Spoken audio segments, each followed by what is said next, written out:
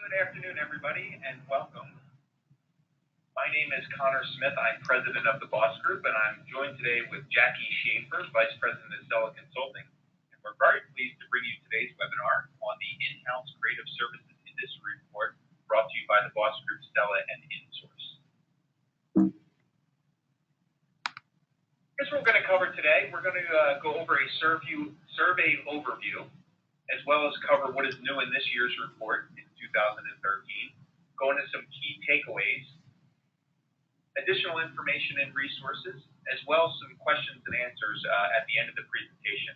We've already been provided with some questions and answers in advance by some people, so we really thank you for that. If you have questions as the presentation goes along, please feel free to enter them into the questions box in your webinar template there.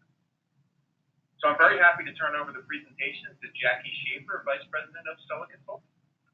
Hi, everyone. Thanks, Connor. As Connor mentioned, we're going to start with the survey overview. I'm really excited to share this is our third year doing this survey, and each year we have grown in the number of respondents, starting with 168 in our first report, which was published in January 2011, growing to 361 last year, and upwards of 435 this year. If you haven't yet downloaded the report, you can find it at creativeindusтрyreport.com. What's special about this report and our surveying process is this report is only responded to and reported against the responses of, if you will, in-house leaders. And what that means is they are not from an agency and they are not individual contributors. And we do that through two questions at the beginning of our survey. Anyone who responds other than what is circled in orange here will be disqualified right away. Second question, that's a qualification question, is what is your role? And these are the titles of individuals that we move forward with and include in our survey. So we had 435 people respond that they work in-house and that they were one of these titles. While designers and writers and other individual contributor positions certainly have a lot of insight into their creative team and somewhat the pulse of the organization, they don't have the same level of insight into staffing, budget, and future plans for the creative organization. And that's why we limit our responses to those types of roles. Due to the confidential nature of the information that's being shared in the survey, and based on our desire to encourage high participation, we can't be certain that a singular creative organization is not represented more than one. So we do ask survey respondents to provide their organization name and or email address to help us reduce that.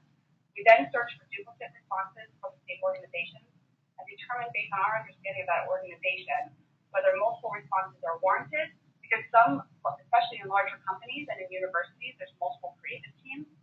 And if that's the case, we keep those responses. If we know it's an organization that only has one and we actually have a question in the survey that asks, are you the singular creative organization? We'll eliminate one of the responses. So typically, if we disqualify a response, we disqualify the more junior respondent survey response. So that's a little bit about our methodology. Let me tell you how the survey is organized. It's mostly set up in about 5 sections. We talk about where things get done, who gets it done, what gets done, how it gets done, and then what the challenges are to getting it done.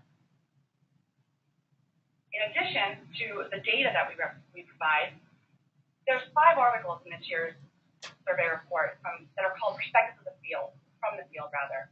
You're going to find those because they're the blue ones. They stand out. Great articles this year.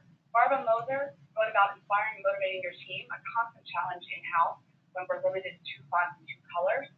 Matt Stein talks about the pros and cons of outsourcing, and that's a great article. They all are, but Matt's experience very much aligns with the one I personally had, and it gives you a great unbiased point of view about what's great and where the challenges are of outsourcing. Sarah Hauge, she talks about developing an in-house video capability.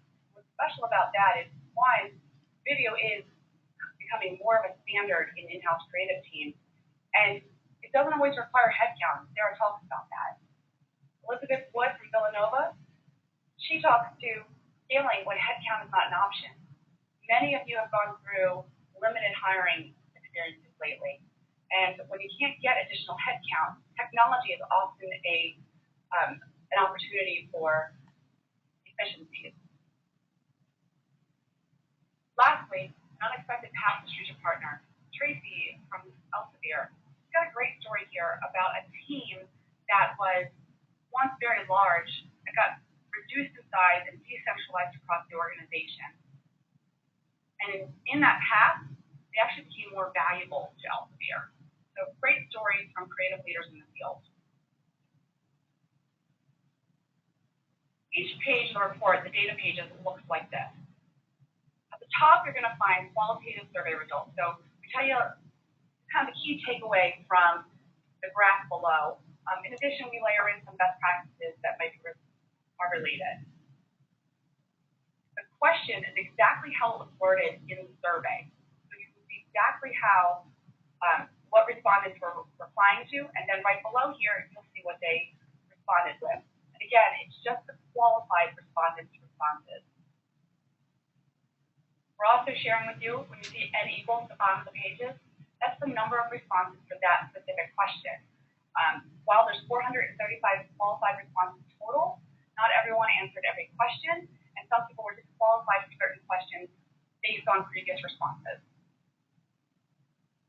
In orange, to the right of the chart, you'll see key takeaways from the data, and other times you'll see related data points from other questions that we asked that aren't represented in a chart, or data cuts. So we looked at, for example, here you see it says that 84% of creative teams have 20 or less team members. So that's a key takeaway from the chart for us. In addition, if we took that 10 or less team members, 69%, what percentage are 6 to 10 team members, 2 to 5, and 9? So you get additional detail there on the right. And lastly, each page also shows you additional resources, including blog articles. We have 62 questions in this year's survey. That's an increase of 100% since we started doing this survey in 2010. We add new questions based on feedback that we hear from folks like yourself, as well as from what we're hearing around the industry at networking events and through consulting engagements here at Cella, through staffing events with the Boss Group, and InSource's roundtables. The questions are pretty high level in order to help you have some guidance in making your business decisions. We don't want to ask very specific questions because that could require too much of a time commitment, which would reduce participation. In addition, we want to ensure our questions are worded in a way that creates the best apples-to-apples environment possible. With that said, let's share what's new in 2013. The first new question we added was whether groups are mandated. So do your clients have to use your team, or do they have the option to go outside, or even potentially to start their own creative group internally? And you can see here that 35% are mandated. And the rest have some loose mandates, or kind of mandate by default. What's interesting to me, and actually a really great place to be, is the bottom one.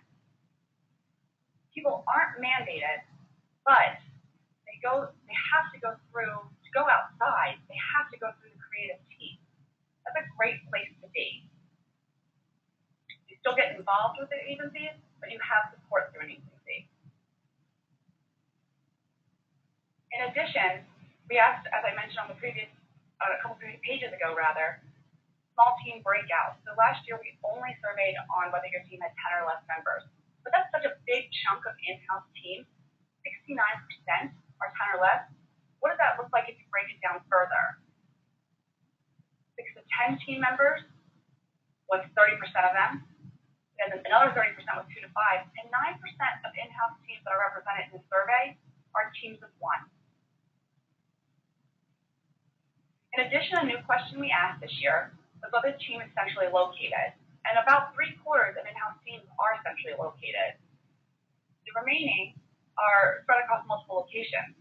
15% are domestic, and 8% of respondents had teams in international locations as well as domestic locations here in the United States.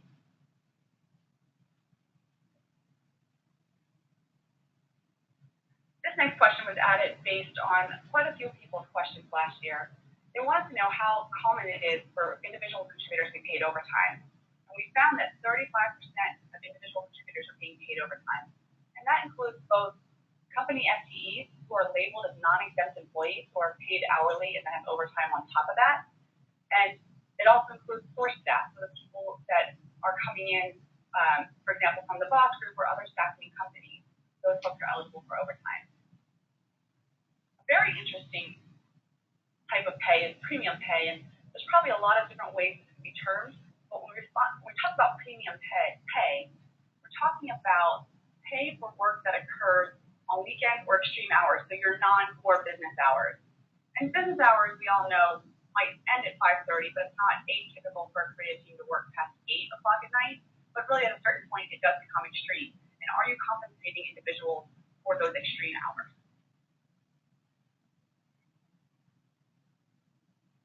The next new question we asked, and I should point out, at the bottom of each of these slides, you'll see the reference page. That way, if you have the full report, you know where you can go to find additional information on these data points. So we asked about account management. 44% of in-house teams have dedicated account managers. They may be hybrid account managers in that they're hybrid project managers as well, or they might be just straight account managers.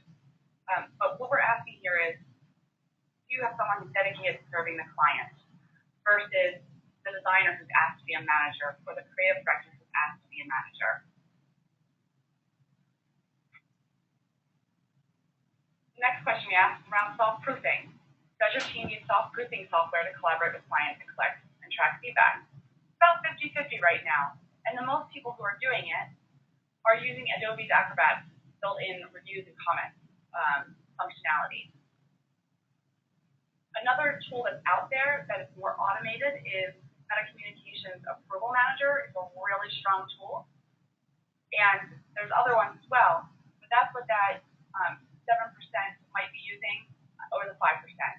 Either built into a grader system, or they're actually using a dedicated tracking system for approval.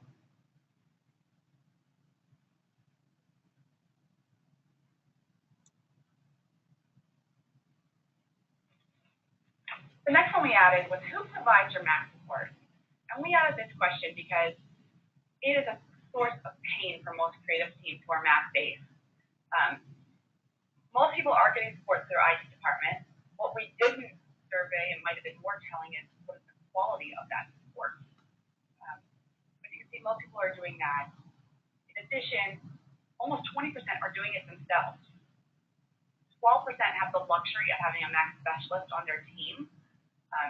That is more common in larger teams, as you might imagine. One thing that we have heard in our conversations in the past year here at Cella is that with the advent of the iPad, and especially executives wanting iPads and everyone having an iPhone nowadays, that support companies is getting better. So hopefully we'll continue to see that, hear that type of feedback. In the right-hand side of this slide, you'll see that we surveyed for the first time is InDesign or Quark, your primary desktop publishing software. I don't believe any of us are surprised to see that InDesign was the response, but it is interesting to note that 92% of teams are using InDesign primarily. Or maybe it's interesting to note that 8% aren't yet, and what are they missing? For a couple of years now, or for the past 2 years, we've asked, are you a chargeback group? This year we want one level further down. If you are a chargeback group, what cost are you required to cover or recover through your chargeback? The top two responses are, there is no specific recovery goal, so the creative leader is not told what they're supposed to recover. They're just charging back and they're collecting money, and somebody's happy that someone's collecting money.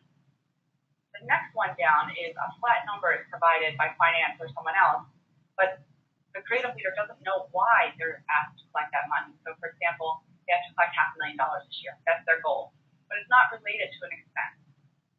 The ones below that, beginning with personnel salaries and lower, those are people who are required to recover money based on expenses. Personnel salary expenses are kind of the least or the lowest amount you have to recover, and then each level lower here is one more thing added. So you add the personnel costs plus personnel benefits. The salary plus benefits, I should say, is the second one. Then you add operating costs and overhead and other things, and even 3% of groups have to profit. So this is an interesting look at data this year. source of pain we're hearing, but the survey results don't quite represent what we were hearing, is folks not having money for training anymore.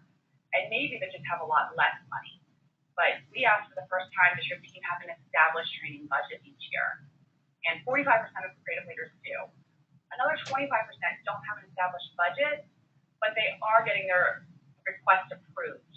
So that's a good place to be. 70% are getting requests or getting training. And when they are doing training, it's going towards the 4 categories that are boxed on this page. Industry events and conferences, 63% of groups get to attend those. Online training like lynda.com. If you're not using lynda.com, LYNDA, check it out after this webinar. It's a great low-cost way to provide your team excellent training. Soft skills coaching, and then 25% of folks are doing software training led by a live instructor, maybe bringing someone in from Adobe as an example. And the last kind of new piece of information we asked this year, and really it was a deeper dive into the information, was in company sizes, we segmented it deeper. So 43% of our respondents are more than $1 billion in revenue. But if we break that down further, 10% of respondents are Fortune 100. That's representing 44% of the Fortune 100. So we've got lots of big companies in this data set. And then additional 15% of the Fortune 101 through 500 are represented, for a total of 20% of the Fortune 500 is in our report. An additional 18% of companies breaks out to 1 billion to 5 billion.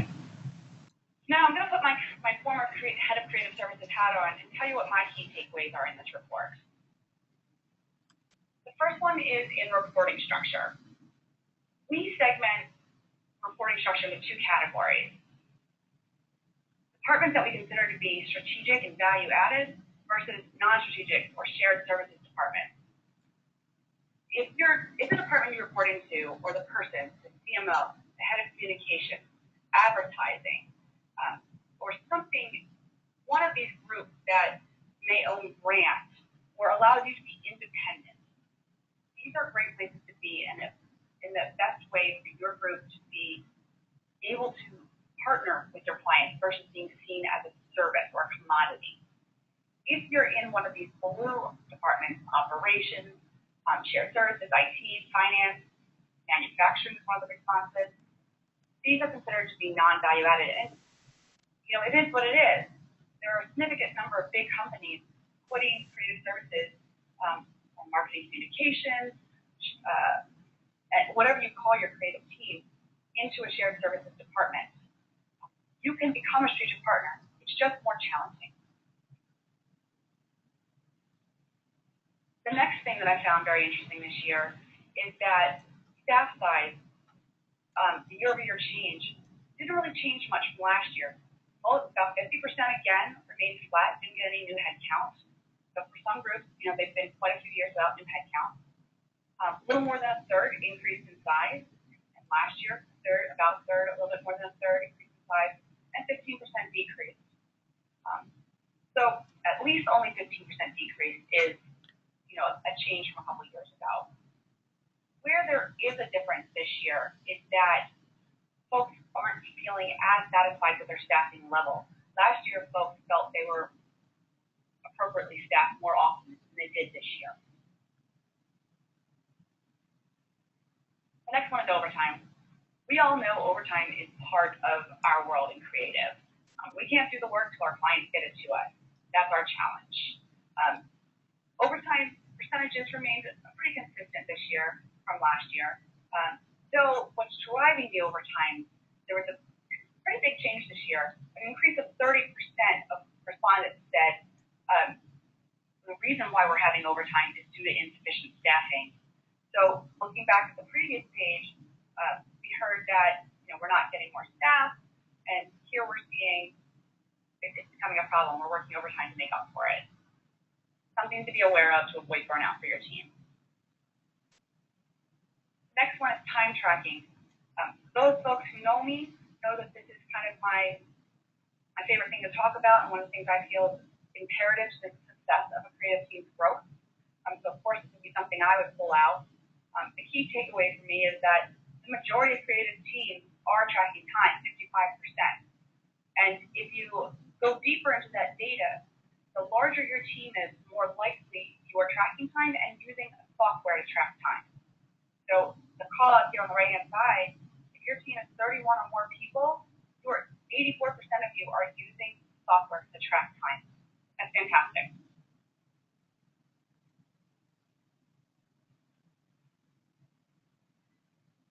In addition to asking whether you're using a project management system or a workflow tool or a DAM, we asked what systems are you using.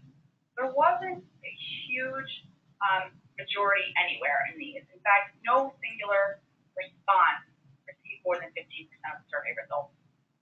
The most popular was customer homegrown solutions underneath the project management side.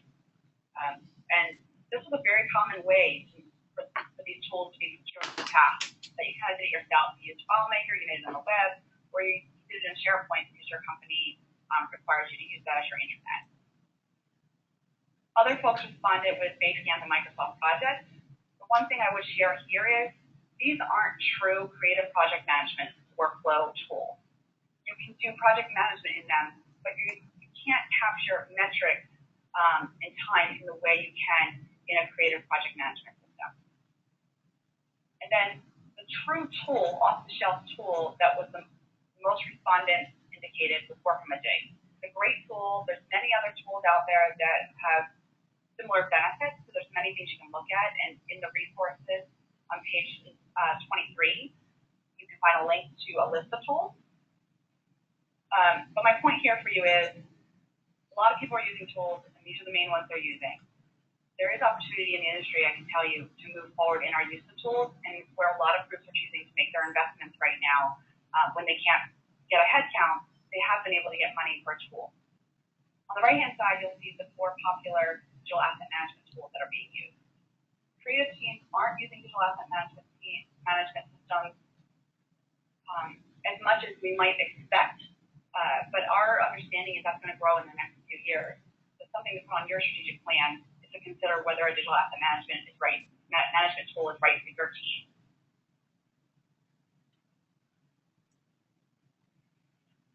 I want to point this one out because we reported on chargeback status. Are you a chargeback status? And there's yes, no, and then there's we are for something. There's a big difference between 2012 results and 2013 results of 11% between people who say no, we're not chargeback. And what I want to enforce or reinforce in this conversation is that we don't believe it's a reflection of an industry shift. Really, we just think this is based on more people responding this year and having a greater sample size. The last key takeaway for me is we are consistently as creative leaders faced with the same challenges year over year. The top 4 this year were the same top 4 last year. If you're challenged with affecting your clients' behaviors, coming up with career paths for yourself or your team, gaining respect for your internal clients, feeling valued in your organization and supported by your leaders, you're not alone. New this year, the top 5 is adequate funding for staff. We've heard that a couple of times across the last 20 minutes, and I see that as a key takeaway in this report because it did come through in so many different questions. From here, I'd like to share with you and ask Connor to step in for a minute some additional information and resources that we can provide to you. And then we're going to get into the question and answer period. So as you guys know, the report is published by the Boss Group, Cella and InSource. Thanks, Jackie. And just a reminder, if you haven't yet, please post your question in the question box, and we'll do our best to get to as many as we can before our time is expired here today. The Boss Group is an award-winning, and by award-winning, we are proud to say that we're the only creative human capital solutions provider that for the past 3 years has been awarded Best of Staffing on both our talent and our client side by Innovero. And we've been providing award-winning creative talent for the interactive, creative, and marketing communities since 25 years ago. And actually, coincidentally, today we just had our 25th year anniversary celebration. So if you'd like more information on how we can help you out, whether it be a freelancer for a day, perhaps all the way up for a full-scale managed services option to meet some of your human capital needs, please feel free to reach out to either myself or your local Boss Group representative. I'd also like to invite invite everyone on the call, and please pass this around, to our Creative Connect networking happy hours. They're every other month. Our next one is going to be on July 10th. To get information on the location near you, we have them in 7 cities throughout the country, so and the venues tend to change frequently, I'll say. So to get information on the date and where you can go and pass this along to a friend, it's creativeconnect.com. And they're really wonderful events for creative of all disciplines to get together and exchange information. You'll get creatives from agencies, creatives from in-house, creatives from pharma, talking to creatives for financial, copywriters talking to web designer, and great dialogue in a very informal setting. And it's just a great chance to network. Cella is a consulting, training, coaching, and networking company. We help in-house creative leaders and only in-house creative leaders with financial modeling, organizational design, talent management, etc. across this graphic. A space where we've had a lot of success lately is in technology and systems and helping folks set up to become more scalable when headcount isn't an option. We just announced yesterday that we are going to be in Chicago, October 9th and 10th, for Beyond the Creative 3. Our first Beyond the Creative 3 was launched this past March and sold out. So we encourage you to check out beyondthecreative.com to learn about the conference and sign up before we sell out again. I'd also like to draw your attention to the Creative Executive blog if you're not familiar with it, cellaconsulting.com/blog. Subscribe on the right-hand side, you can see where it's circled. Published weekly, and it's topics that are pertinent to creative leaders, written by former creative leaders and consultants in the space. The third member of our group is InSource. In-source.org is the website, and InSource provides the network. And again, they're like Cella; they only focus on in-house leaders, and that's what makes them different from other groups.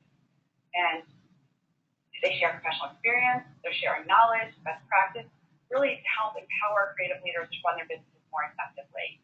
What's fantastic about InSource is it's free. So if you go to their website, you can register there, part of their online community. In addition, they have events throughout the country related to real-life in-house creative challenges. And you can see their mission right here on the screen. With that, we're going to head into questions and answers. I'll start with a few that were provided in advance. I should mention, some of the questions that were provided in advance we've already answered through the course of the presentation. So here's the remaining ones. We were asked, what specific types of work are handled by the in-house team versus what's sent off-site to ad agencies? This is the level of specificity we surveyed this at, and you can find it on page 12 in the report. The most common thing that is outsourced to agencies is campaign strategy and design.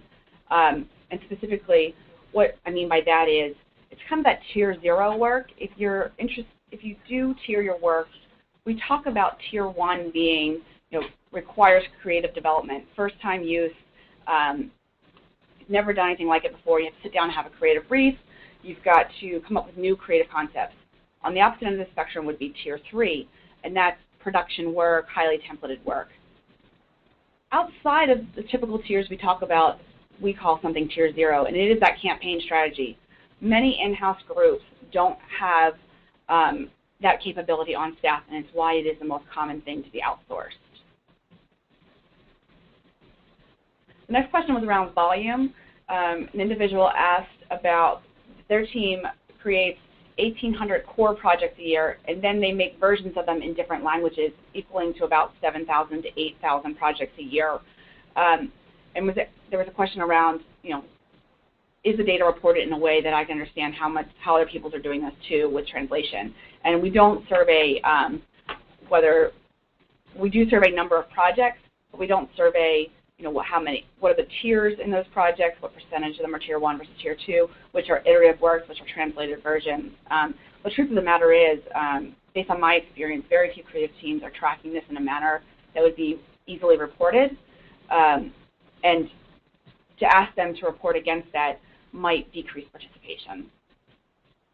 And then the next question we received was around creative directors.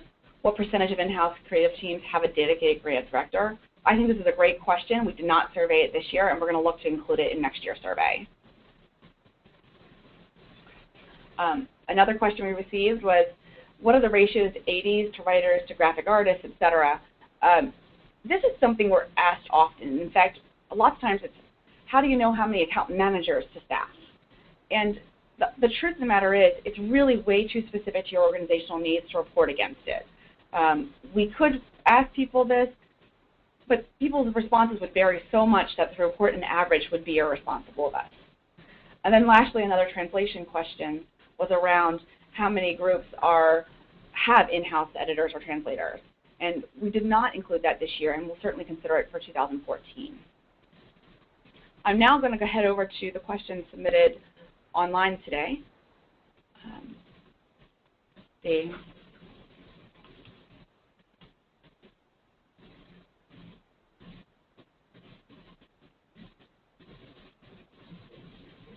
Okay.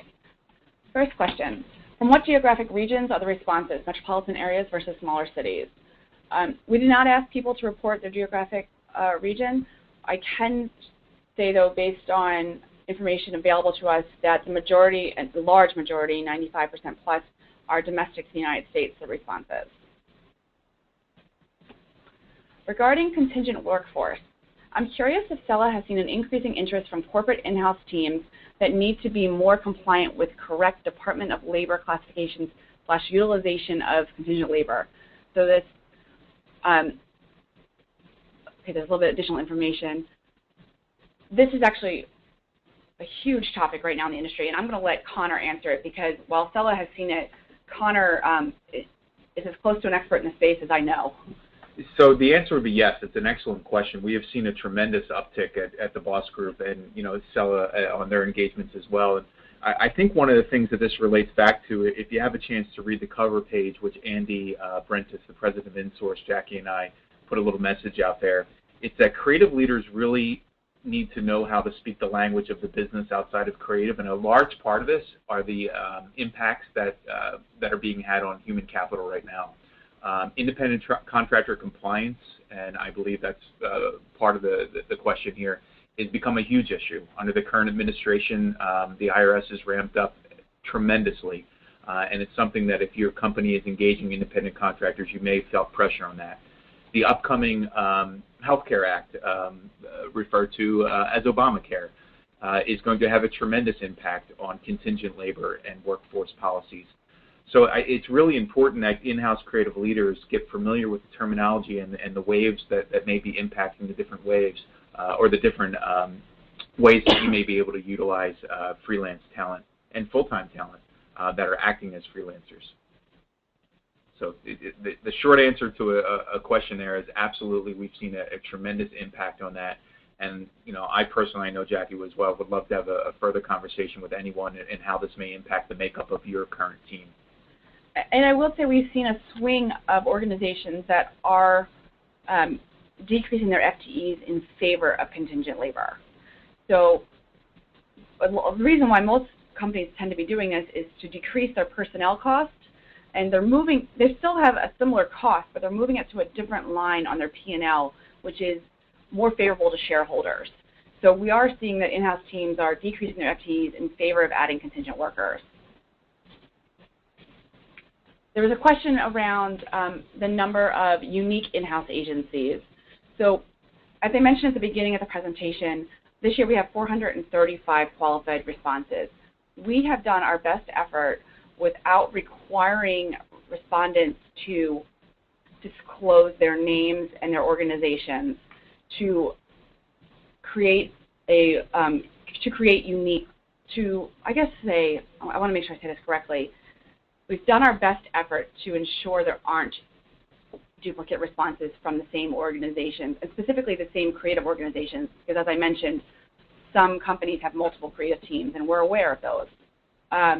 That being said, there could be some duplicate responses in here, but I do believe that it is negligible and doesn't impact the overall results of the findings.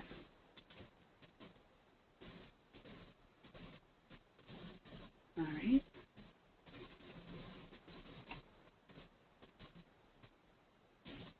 What positions are most commonly included in the creative services teams?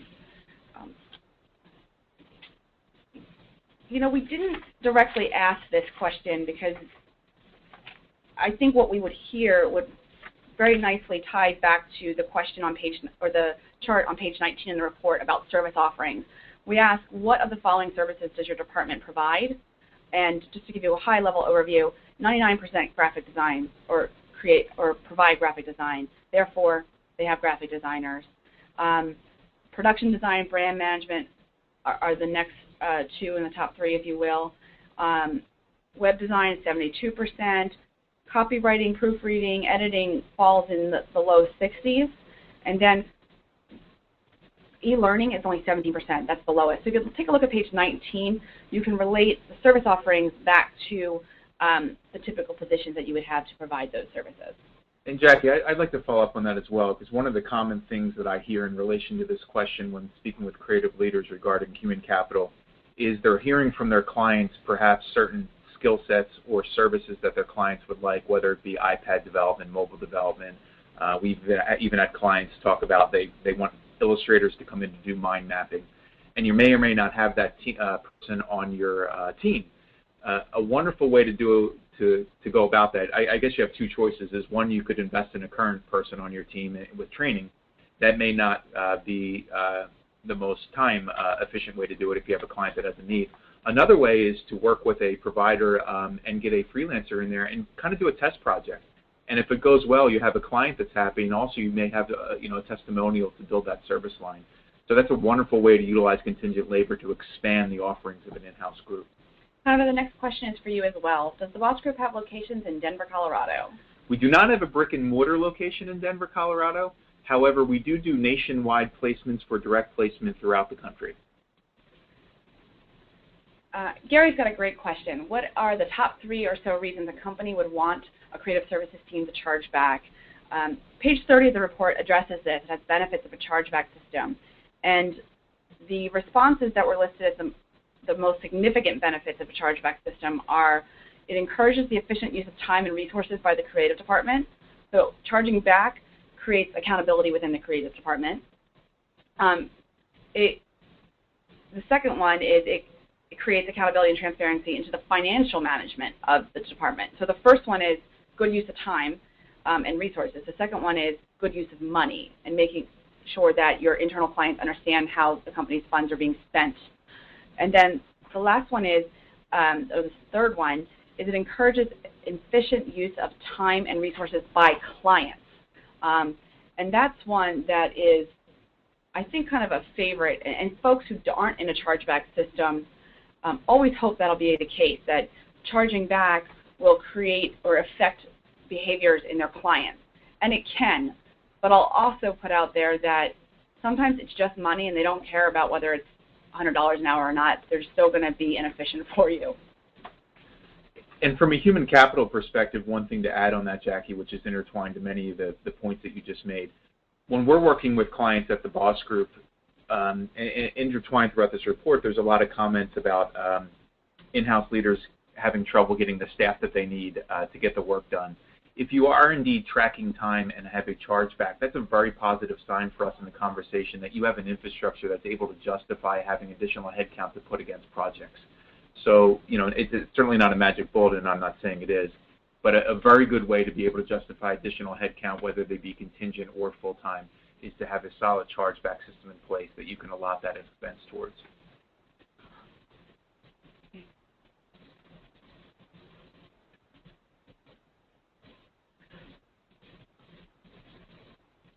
How do you create value in your team is a question. And this is probably a question that requires more time than any of us have in today. And it's a huge challenge. And I'm going to flip it around a little bit from how Kelly asked it, but how do you make sure the value of your team is recognized? Because hopefully your team is creating value. It's making sure that other people know about it. From there, Kelly, what I would recommend is taking a look at the resources we have available on the value recognition page. We actually, on page, let me make sure I get it right for you, Kelly, page 39, it identifies the top 8 or 10 values that in-house creative teams feel their clients recognize them for. In addition, there's some related resources there around the top 10 value propositions and positioning your team to be the vendor of choice. So I'm going to refer you to page 39.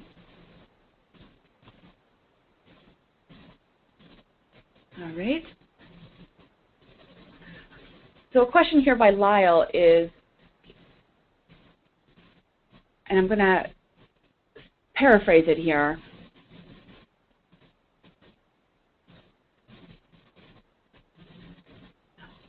Lyle's goal is to get a full-time employee because he feels that a temp, using a temp intermittently for peaks and valleys, is sacrificing the quality of work in his team. And so how does he substantiate rehiring somebody versus using temps? I guess the first thing I would say from personal experience is you have to be able to substantiate that your work is even. You know, if you're having peaks and valleys in your work, a temp is the right way to do it. That being said, a temp can sometimes be difficult to ramp up for short needs. You know, if it's something you only need for 4 or 8 hours, you might need to require overtime out of your team to create less stress. The other thing to do is to build out a temp pool.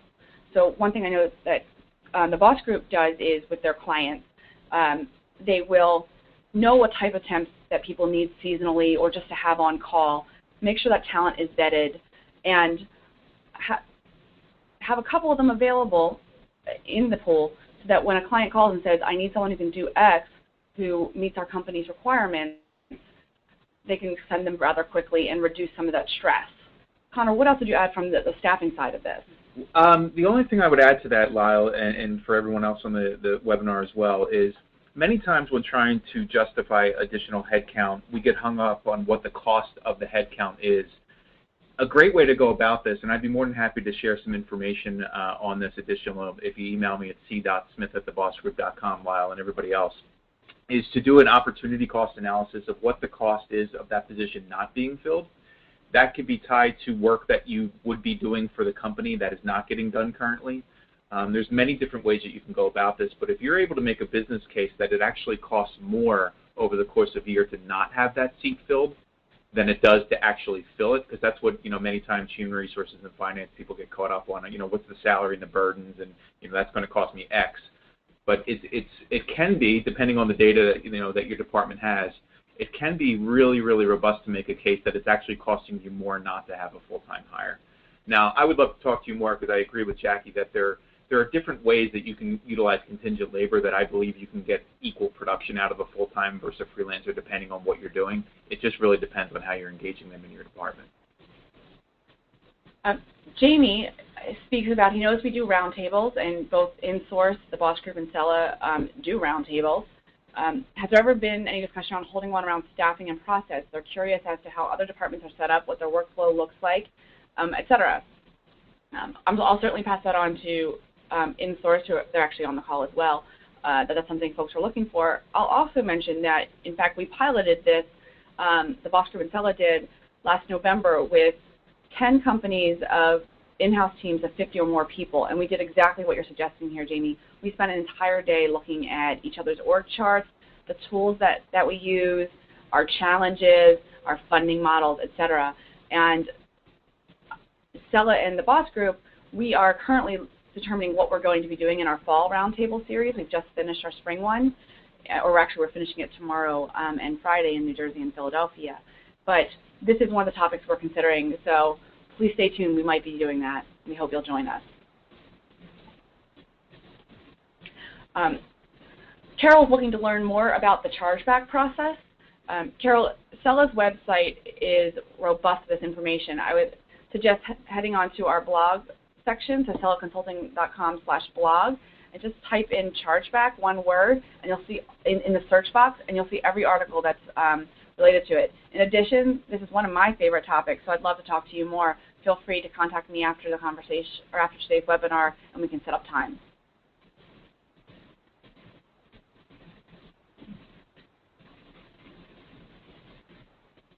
Okay, is it unusual for in-house clients to assign a project to an in-house designer and then pull the job after seeing preliminary designs and and give the project to another designer, either in-house or out. I can't speak to that from an industry point of view. It's not something that regularly comes up in my conversations with leaders. Can you, Connor? No, I cannot. I would say, though, from my experience of leading a creative team, that I wouldn't say it's best practice. That's not going to develop the individual who made the first preliminary designs. I instead would encourage partnering that person with someone else and/or tightly coaching them. If you have hesitancy that this person may not be able to deliver ahead of assigning it to them, potentially assign the project to 2 or 3 people and make it a collaborative process so that person can grow through the process being kind of out on his own in that situation. So with respect to hiring staff, how do in-house graphics departments keep salaries low and competitive within the government projects versus the higher private sector salaries? It's an interesting dynamic that you're in there. I don't know if I would advise on how to keep salaries low. I would kind of flip the question and say, what are the other things that you can do to keep employees engaged outside of compensation? One of the things that we hear quite frequently, and Jackie mentioned that we view as a positive, is training. Creative professionals view their career certainly as an ongoing project, so to speak, where they constantly want to be learning new skills. They constantly want to be adding pieces to their portfolio. Just by being a creative, there's a level of curiosity that comes along with that. So if you're not able to give pay raises, which you feel may not be the equivalent of the private sector, there perhaps could be some budget, or maybe you need to demand it, where you're able to give creatives some robust training and they're advancing in their career that way. Other things like that, and I'm sorry if these seem like obvious statements, but any type of flexibility. We know creatives are very motivated by flexibility, autonomy, attire when it comes in the workforce. Perhaps you can advocate that if your creative department is having to follow the same dress code, maybe there's some flexibility there. Even little things to making your space fun. Creative departments many times sit in, dare I call them, stodgy type environments, and there's certain things as creative leaders that can go a long way in terms of making your space fun that could, I wouldn't say compensate for lack of pay, but certainly make your place a more palatable place to work if indeed pay is an issue. Jackie, do you have anything to add to that? No, I think that's great. The only thing I would say is, one thing that's kind of special about creatives is, while we're all driven by money to a certain extent, I think creatives are, as a group, less so than other professions. And that opportunity to compensate via benefits and training and flexibility actually does go a long way with this group versus others. And to add to that, there is, I believe it's on page 13, there's an excellent link to a blog posting on the Cella blog about selling your in-house advantage. And I think that would tie to this question. Many times, while the compensation may not be as great as a designer or whatever in-house person, or creative could get externally at an agency, there's many selling points for in-house groups that you have. Perhaps you have access to tier 1 type work that the person would not be able to work on if they're at an agency. They may get kind of stuck with one client doing more production type work. Work-life balance. It's amazing that 75% of in-house people work 5 hours of overtime or less. I don't think many agencies could trump that. And then perhaps you're working for a government agency or a company that has a strong mission. And as Jackie said, creatives are connected to things and missions, outside of just a paycheck. So that's 3 strong selling points. So I heavily encourage you to check out page 13 and read that blog.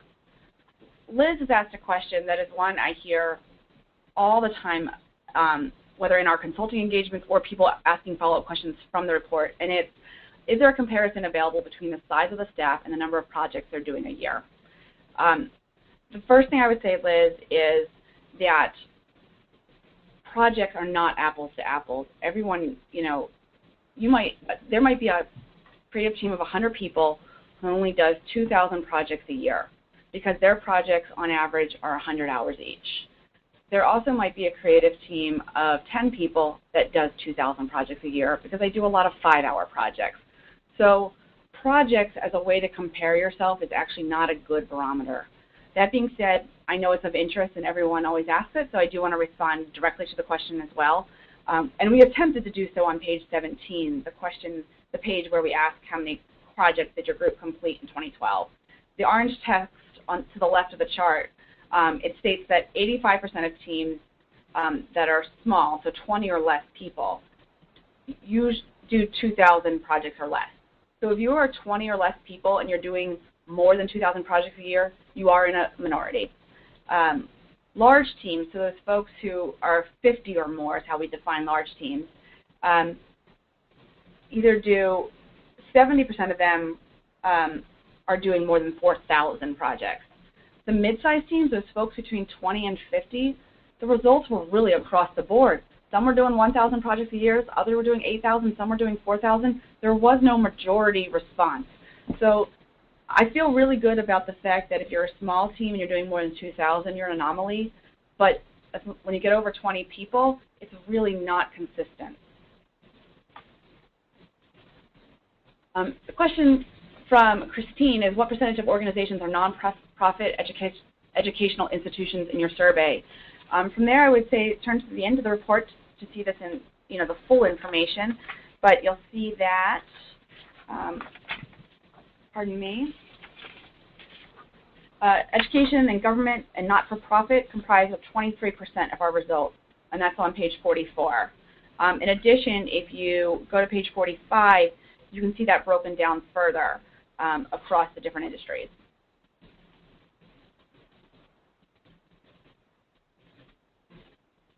On the cost recovery question, this is from Tracy. What is included in all overhead? Does that include allocations from other departments? It's really what your company calls overhead, and that could differ. In my experience, yes, it did. It included the allocations, that paid for the HR team, that paid for the IT team, et cetera. Anyone who is an administrative role for the company, not revenue generating, they have to be paid for somehow, and their costs were generally allocated out.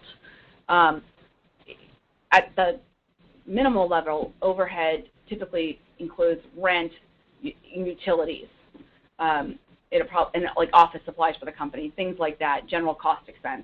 Usually it does also include an allocation of cost for non-revenue generating employees.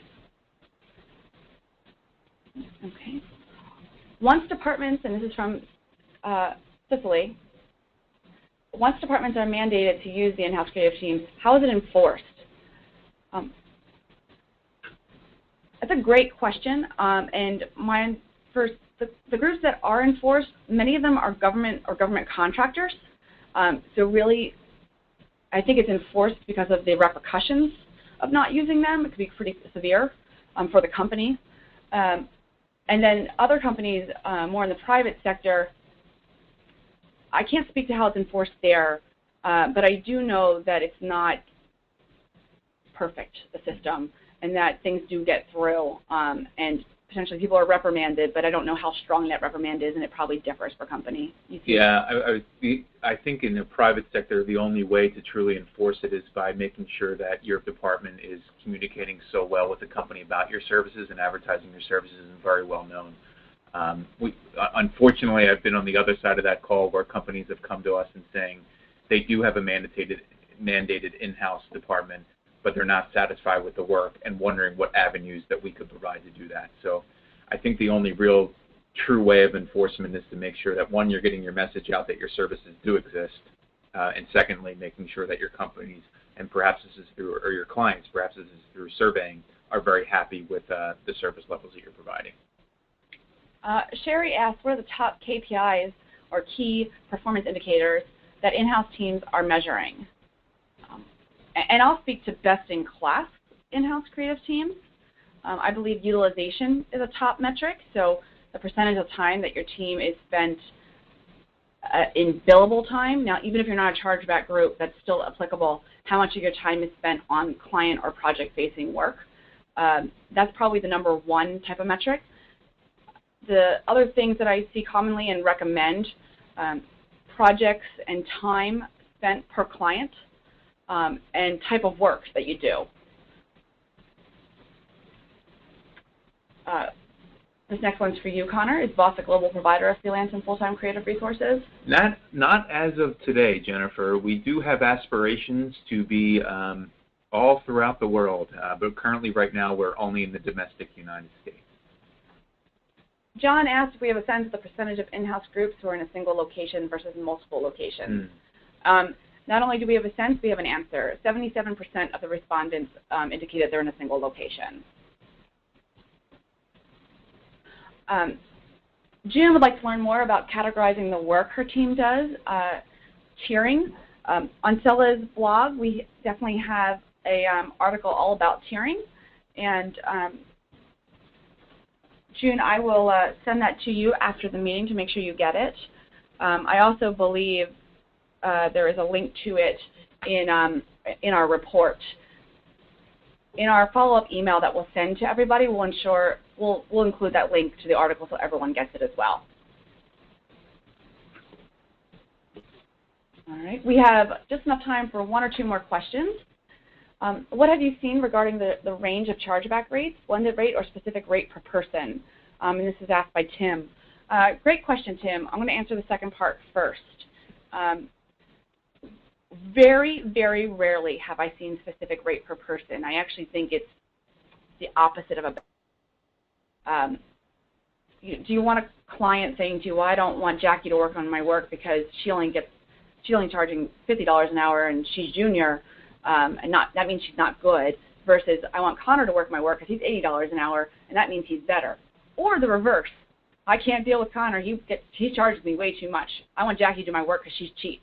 You, as the creative leader, want to determine who's doing the work, so definitely don't do rates by a person.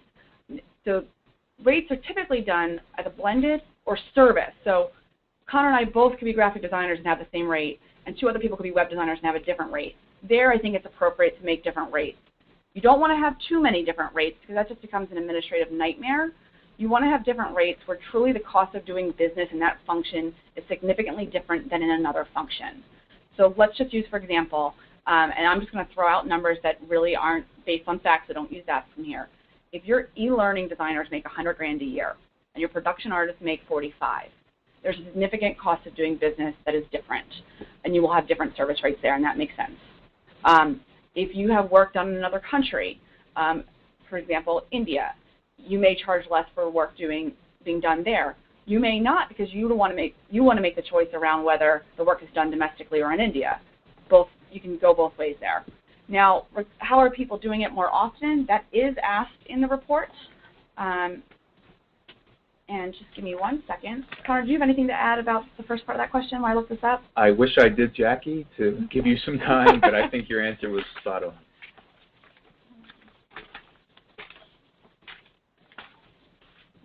I apologize I'm not getting it quickly for you, but I promise you it's in the report, and if you flip through to the chargeback section, which is in how it gets done, you will find that answer. And one last question. You know, and I'm funny, it's funny that I took this long while you're looking for it. But the other thing Jackie made that's very important to not do it per person is it really gives you flexibility to bring in freelancers by position. So if you're billing it by person, you need to bring in another freelancer.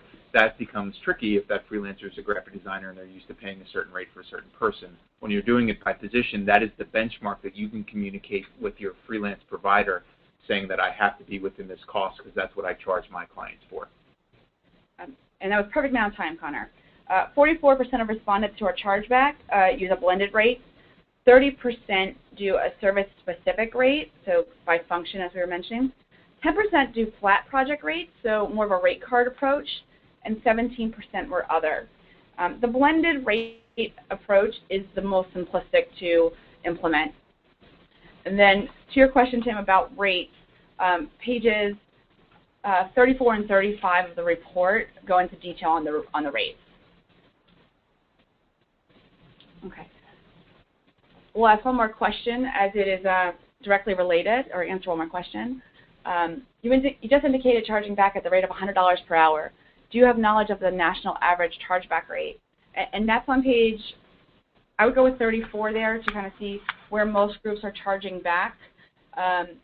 I would say right around $80 an hour is the average of in-house groups. You'll see that 30% are 66 to 80, and 27% are 81 to 100. So that 80 mark is right about average. If you're in a large metropolitan area like New York City, the cost of doing business is greater, so you probably have higher rates.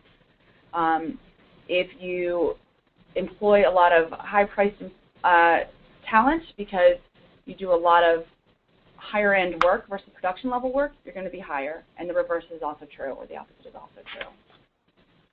So that's all the time we have for today. We really want to thank you for joining us and let you know that the recording of this webinar will be made available later this week, and you'll receive an email with that link so you can share that with your team or with others as you feel appropriate. In addition, if you'd like these slides, please contact my colleague Matt Lang. He's at m.lang@cellaconsulting.com. I'd like to thank you again for your time, and in addition, to those of you who filled out our survey this year, I want to thank you for taking the time to do that and allowing us to create this resource for our industry. And I look forward to those of you who didn't do it this year participating next year. And one follow-up to that, unfortunately we didn't get to some questions, but Jackie and I sincerely mean this. Jackie, please feel free to reach out to Jackie or I directly, and we'll be sure to either point you in the right direction or answer the question directly ourselves. Thanks so much. Have a great day.